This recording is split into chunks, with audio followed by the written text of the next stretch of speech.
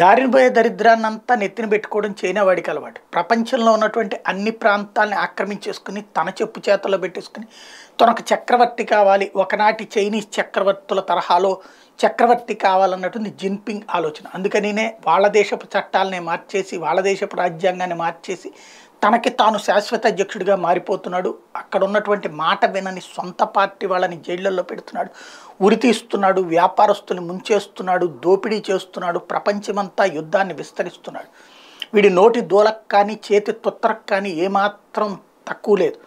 పాకిస్తాన్ వ్యవహారాల్లో జోక్యం చేసుకోవడం కాదు, పాకిస్తాన్ ఇప్పుడు తన చెప్పు చేతలో పెట్టుకున్నాడు, భూటాన్ని చెప్పు చేతలో పెట్టుకున్నాడు, నేపాల్ని అడ్డకోలుగా నాశనం చేశాడు, శ్రీలంకను సర్వనాశనం చేశాడు. ఒక రాక్షస మనస్తత్వంతో ప్రవర్తిస్తున్న వాడికి ఇప్పుడు లడక్ మీద పడింది. లడక్ అనేటువంటిది మా దేశంలో భాగం, టిబెట్ అనేటువంటి ప్రాంతంలో అది భాగం. టిబెట్ అనేది మా దేశంలో భాగం అని చెప్పి ఇంతకుముందే జవహర్లాల్ నెహ్రూనే సంతకం పెట్టాడు. కాబట్టి ఆ టిబెట్లో భాగమైనటువంటి లడక్ని మేమే తీసుకోవాలి, దాన్ని భారత్ ఒక రాష్ట్రం కింద ప్రకటించడం ఎట్లా. ఇంతకుముందు అరుణాచల్ ప్రదేశ్లో తవా, ఇప్పుడు ఇది, ఇవన్నీ కూడా టిబెట్లో. కాకపోతే యుద్ధంలో నీది గెలుచుకున్నది నీది అవుతుంది, కానీ ఆ యుద్ధంలో మిగతా ప్రాంతం ఎవరి చేతిలో ఉంటుందే వాళ్ళదే అవుతుంది. ఆ లెక్కనైతే చైనాకి సంబంధించినటువంటి ప్రభుత్వం వీడి చేతికి ఎందుకు అవుతుంది? ఆ చక్రవర్తుల వారసులు అవ్వాలి కదా.